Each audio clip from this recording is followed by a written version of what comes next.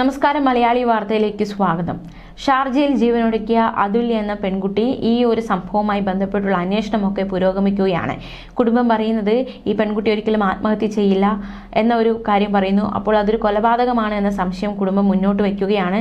എന്തായാലും അതുല്യയുടെ മരണം പ്രത്യേക പോലീസ് സംഘമാണ് അന്വേഷിക്കുന്നത്.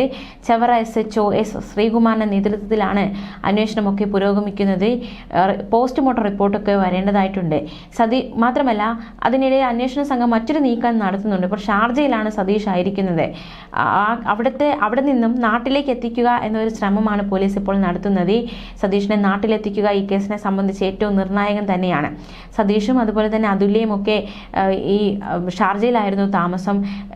സതീഷ് അവിടെ ഒരു കമ്പനിയിൽ ജോലി ചെയ്യുന്നുണ്ട്.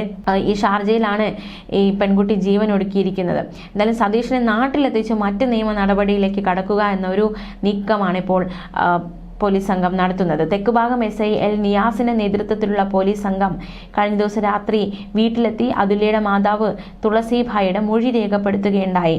കുടുംബം നിർണായകമായ വെളിപ്പെടുത്തലുകളാണ് നടത്തിയിരിക്കുന്നത്. കൊലപാതക കുറ്റത്തിന് പുറമെ സ്ത്രീധന പീഡനം, കൈകൊണ്ടും ആയുധം കൊണ്ടും ശരീരത്തിൽ മാരകമായി പരിക്കേൽപ്പിക്കൽ തുടങ്ങിയ 6-ലധികം വകുപ്പുകളാണ് സതീഷിനെതിരെ പോലീസ് ചുമത്തിയിരിക്കുന്നത്. കരുനാഗപ്പള്ളി ASP അഞ്ജലി ഭാവനയുടെ മേൽനോട്ടത്തിലാണ് അന്വേഷണം പുരോഗമിക്കുന്നത്. കഴിഞ്ഞ ദിവസമൊക്കെ സതീശൻ രംഗത്ത് വന്ന് മാധ്യമങ്ങളോട് പല കാര്യങ്ങളും പറഞ്ഞു പൊട്ടിക്കരഞ്ഞുകൊണ്ട് അതുല്യ തന്നെ അടിക്കാറുണ്ട്, അല്ലെങ്കിൽ അതുല്യ തന്നെ ഉപദ്രവിക്കാറുണ്ട്, അതുല്യക്ക് താൻ മറ്റുള്ളവരോട് സംസാരിക്കുന്നത് ഇഷ്ടമല്ല, സ്വന്തം അമ്മയോട് പോലും ഞാൻ സംസാരിക്കാറില്ല എന്നടക്കമുള്ള ഒരു വെളിപ്പെടുത്തലൊക്കെ നടത്തിയിരുന്നു. എന്തായാലും ഇയാൾക്കെതിരെ സ്ത്രീധന പീഡനം, കൈകൊണ്ടും ആയുധം കൊണ്ടും ശരീരത്തിൽ മാരകമായി പരിക്കേൽപ്പിക്കൽ തുടങ്ങി 6-ലധികം വകുപ്പുകൾ ചുമത്തിയിട്ടുണ്ട്. തീർച്ചയായിട്ടും നിയമ നടപടികളൊക്കെ ഇയാൾ നേരിടേണ്ടി വരും. നിയമ നടപടികളോടൊക്കെ സഹകരിക്കുമെന്നാണ് കഴിഞ്ഞ ദിവസം മാധ്യമങ്ങളോടൊക്കെ പറഞ്ഞിരിക്കുന്നത്. എന്തായാലും നാട്ടിലെത്തിക്കുക എന്നൊരു നീക്കമാണ് ഇപ്പോൾ അന്വേഷണ സംഘത്തിന്റെ ഭാഗത്തു നിന്നും ഉണ്ടാകുന്നത്. അതുല്യയുടെ പോസ്റ്റ്മോർട്ടം ഇന്ന് ഷാർജയിൽ നടക്കും. നാട്ടിലെത്തിക്കുന്ന മൃതദേഹം ബന്ധുക്കൾ ആവശ്യപ്പെടുകയാണെങ്കിൽ വീണ്ടും പോസ്റ്റ്മോർട്ടം നടത്തുമെന്നാണ് പോലീസ് അറിയിച്ചിരിക്കുന്നത്. എന്തായാലും മരണത്തിൽ ദുരൂഹതയുണ്ട് എന്ന് ഈ കുടുംബം ആരോപിക്കുന്ന സാഹചര്യത്തിൽ പോസ്റ്റ്മോർട്ടത്തിന് സാധ്യതയുണ്ട്. മാത്രമല്ല ഇവിടുത്തെ പോലീസിന് മാത്രമല്ല ഷാർജ പോലീസിലും കുടുംബം പരാതി നൽകുന്നു. നേരത്തെ വിഭജികയുടെ കേസിലും സമാന സംഭവമായിരുന്നു. ഷാർജയിലായിരുന്നു വിഭജിക ആത്മഹത്യ ചെയ്തത് മകളെ കൊലപ്പെടുത്തിയ ശേഷം. ആ സംഭവത്തിലും ഷാർജ പോലീസിനും കുടുംബം പരാതി നൽകിയിരുന്നു നിതീഷിനെതിരെ. മാത്രമല്ല ഇവിടുത്തെ കൊല്ലം പോലീസിനും പരാതി നൽകിയിരുന്നു. സമാനമായ സംഭവം തന്നെയാണ് അതുല്യയുടെ കേസിലും സംഭവിച്ചിരിക്കുന്നത്. ഷാർജ പോലീസിലും ഇവിടെയും ഈ വീട്ടുകാർ പരാതി നൽകിയിട്ടുണ്ട്. 2014 സതീശന്റെയും അതുപോലെ തന്നെ അതുല്യയുടെയും വിവാഹം നടന്നത്. 43 പവൻ സ്വർണവും ബൈക്കും സ്ത്രീധനം വാങ്ങിയാണ് സതീശൻ അതുല്യയെ വിവാഹം കഴിച്ചത്. പക്ഷേ അതിനുശേഷം ശാരീരിക പീഡനം, മാനസിക പീഡനം, അതിക്രൂരമായ പീഡനം, അതിലൂടെയാണ് ഈ അതുല്യ കഴിഞ്ഞു പോയിക്കൊണ്ടിരുന്നത്. ദാമ്പത്യ ജീവിതം അത്ര നല്ലതായിരുന്നില്ല അതുല്യയ്ക്ക്. മകളെ പീഡിപ്പിച്ചിരുന്നു എന്നതടക്കമുള്ള വെളിപ്പെടുത്തലുകളാണ് ഇപ്പോൾ കുടുംബത്തിന്റെ ഭാഗത്തു നിന്നും ഉണ്ടായിരിക്കുന്നത്. 19-ന് പുലർച്ചെ ഫ്ളാറ്റിൽ വെച്ച് മകളെ കൊലപ്പെടുത്തിയെന്നുമാണ് അതുല്യയുടെ അമ്മ പോലീസിന് മൊഴി നൽകിയത്. അതായത് മകൾ ആത്മഹത്യ ചെയ്തതല്ല, സതീഷ് കൊലപ്പെടുത്തിയതാണ് എന്നാണ് അതുല്യയുടെ അമ്മയുടെ മൊഴി. അപ്പോൾ ആ പോസ്റ്റ്മോർട്ടം റിപ്പോർട്ട് വന്നാൽ മാത്രമേ എന്താണ് സംഭവിച്ചതെന്ന കാര്യത്തിൽ ഒരു വ്യക്തത വരികയുള്ളൂ. സതീശൻ കഴിഞ്ഞ ദിവസം പറഞ്ഞിരിക്കും താൻ ആരെയും കൊന്നിട്ടില്ല, ഞാൻ അതുല്യയെ കൊലപ്പെടുത്തിയിട്ടില്ല എന്നൊരു വെളിപ്പെടുത്തൽ സതീശൻ കഴിഞ്ഞ ദിവസം നടത്തിയിരിക്കുന്നു. പക്ഷേ അതുല്യയുടെ മാതാവ് എൻ്റെ മകളെ കൊന്നതാണ്, ഫ്ളാറ്റിൽ വെച്ച് കൊലപ്പെടുത്തി എന്ന മൊഴിയാണ് നൽകിയിരിക്കുന്നത്. ഇത് പ്രകാരമാണ് കൊലപാതക കുറ്റത്തിന് പോലീസ് കേസെടുത്തത്. എന്തായാലും അതുല്യയുടെ പോസ്റ്റ്മോർട്ടം നടപടികൾ ഇന്ന് തുടങ്ങിയേക്കും. പോസ്റ്റ്മോർട്ടം കണ്ടെത്തലുകൾ ഈ കേസിനെ സംബന്ധിച്ച് വളരെ നിർണായകമായി മാറുമെന്ന കാര്യത്തിൽ സംശയമില്ല. പോസ്റ്റ്മോർട്ടം റിപ്പോർട്ടാണ് ഇനി അന്വേഷണ സംഘം ഉറ്റുനോക്കുന്നത്. ഭർത്താവിനെതിരെ ഷാർജയിൽ നിയമ നടപടികൾ തുടങ്ങാൻ ബന്ധുക്കൾ നീക്കം തുടങ്ങിക്കഴിഞ്ഞു. പോസ്റ്റ്മോർട്ടം റിപ്പോർട്ട് അതുപോലെ തന്നെ ഫോറൻസിക് റിപ്പോർട്ട് ഇവ കിട്ടി കഴിഞ്ഞാൽ സതീഷിനെതിരെയുള്ള നടപടികൾ കുടുംബം ശക്തമാക്കും എന്ന് തന്നെയാണ് മനസ്സിലാക്കാൻ സാധിക്കുന്നത്. അതുല്യയുടെ സഹോദരി ഉൾപ്പെടെ ബന്ധുക്കൾ അത്തരത്തിലൊരു പ്രതികരണം തന്നെയാണ് നടത്തിയിരിക്കുന്നത്.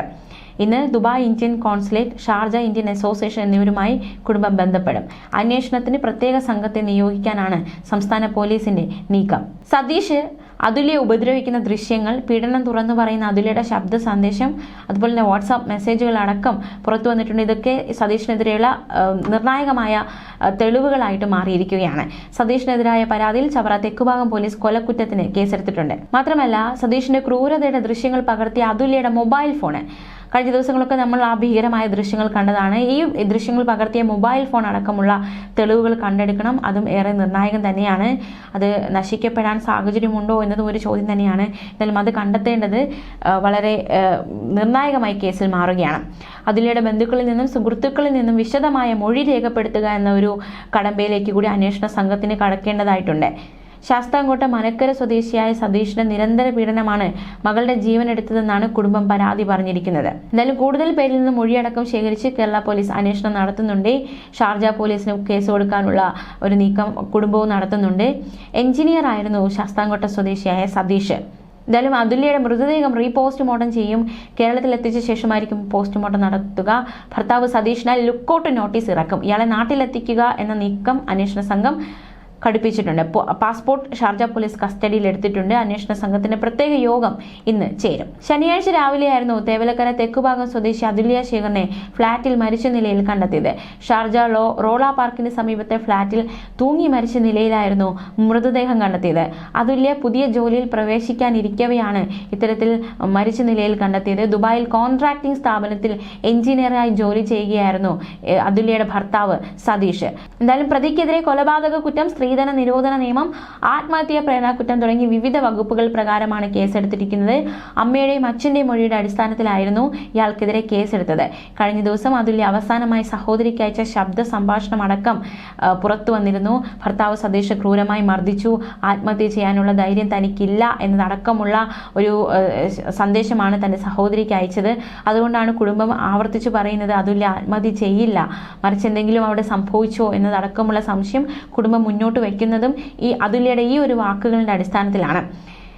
കഴിഞ്ഞ ദിവസം നീ വിളിച്ചതിന് ശേഷം ഞാൻ അമ്മയെ വിളിച്ചു. ഞാൻ താഴെ കിടക്കുകയായിരുന്നു. പുതപ്പ് മൂടിയാണ് അമ്മയോട് സംസാരിച്ചത്.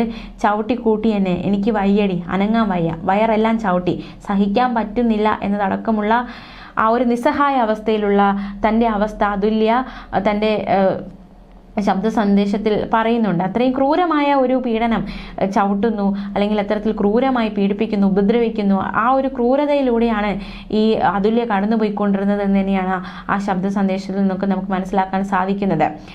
പക്ഷേ താൻ നിരപരാധിയാണ് എന്നാണ് സതീഷ് പ്രതികരിച്ചത് കഴിഞ്ഞ ദിവസം മാധ്യമങ്ങളോട്. എന്തായാലും ഒരു വ്യക്തത വരേണ്ടതായിട്ടുണ്ട്. അതുല്യ തന്നെ മർദ്ദിക്കാറുണ്ടായിരുന്നെന്നും സതീഷ് ആരോപിച്ചിട്ടുണ്ട്. സുഹൃത്തുക്കൾക്ക് അയച്ച ശബ്ദ സന്ദേശം അത് അന്വേഷണത്തെ താൻ ഭയക്കുന്നില്ല എന്നതടക്കമുള്ള ഒരു പ്രതികരണം സതീഷും നടത്തിയിട്ടുണ്ട്. എന്തായാലും കേസിൽ അന്വേഷണം പുരോഗമിക്കുകയാണ്. കൂടുതൽ വിവരങ്ങളൊക്കെ വരേണ്ടതായിട്ടുണ്ട്. ഇയാളെ നാട്ടിലെത്തിക്കാനുള്ള ശ്രമമാണ് അന്വേഷണ സംഘം ഇപ്പോൾ നടത്തുന്നത്. ന്യൂസ് ഡെസ്ക് മലയാളി വാർത്ത.